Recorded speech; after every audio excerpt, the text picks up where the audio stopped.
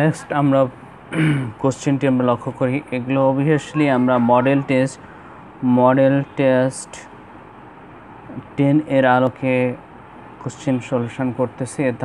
তার পরবর্তী অঙ্কটি অনেক ইন্টারেস্টিং একটি অঙ্ক।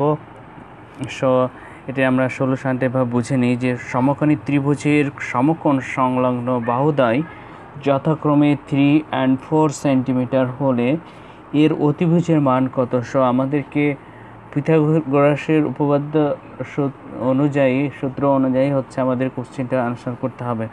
সো আমরা লক্ষ্য করি সলিউশন। আমরা জানি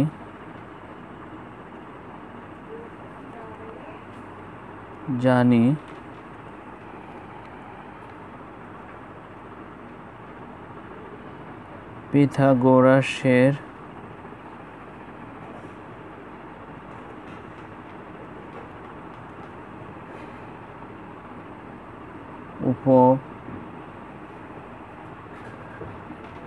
উপপাদ্য সূত্র অনুসারে আমরা লিখতে পারি কি? আমরা লিখতে পারি অতিভুজ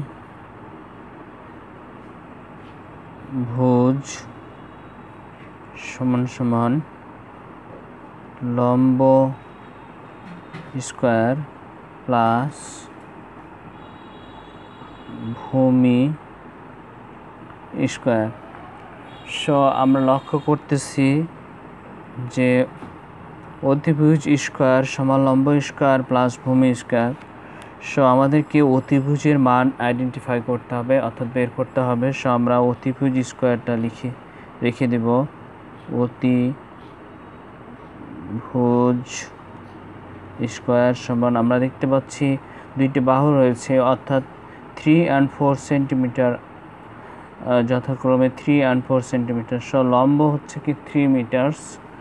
সো 3 স্কয়ার লিখব এবং লম্ব হচ্ছে 3 সেন্টিমিটার এবং ভূমি হচ্ছে কি 4 সেন্টিমিটার। সো অতিভুজ স্কয়ার সমান আমরা জানি যে 3 এর উপর স্কয়ার অর্থাৎ 3 into 3 অর্থাৎ 3 এর বর্গ অর্থাৎ 3 স্কয়ারের মান হচ্ছে 9, 3 3 9 এবং আমরা জানি 4 স্কয়ার সমান সমান মানে 4 into 4। So 4 into 4 16। ওকে, সো আমরা এখানে লিখতে পারি যে 9 plus 16। সো 9 plus 16 plus 9 তাহলে কত হবে? 9 আর 6 হচ্ছে 15, 5 হাতে থাকলো 1, 1 এর 2 অর্থাৎ 25। সো 16 আর 9 হয়ে যাবে 25। অতিভুজ ছিল, আমরা অতিভুজটা আমরা এই সাইডে রাখতে পারি এবং যে স্কয়ারটা আছে আমরা জানি ডানে গিয়ে কী হয় √ওভার হয়ে যায়। সো আমাদেরকে অতিভুজের মান বের করতে বলছে, অতএব আমরা বলতে পারি অতিভুজ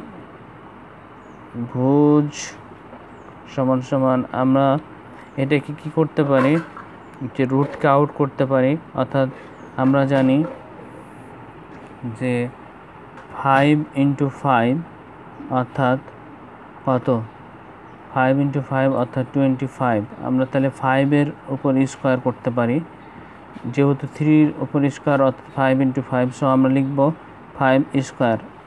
নাও আমরা স্কয়ার এবং রুট যদি আউট করি তাহলে আমরা পেয়ে যাই অতিভুজ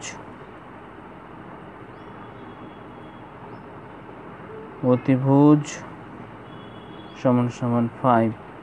সো অতিভুজ এর মান আমরা পেয়ে গেছি 5। So 5 is the answer. That's all.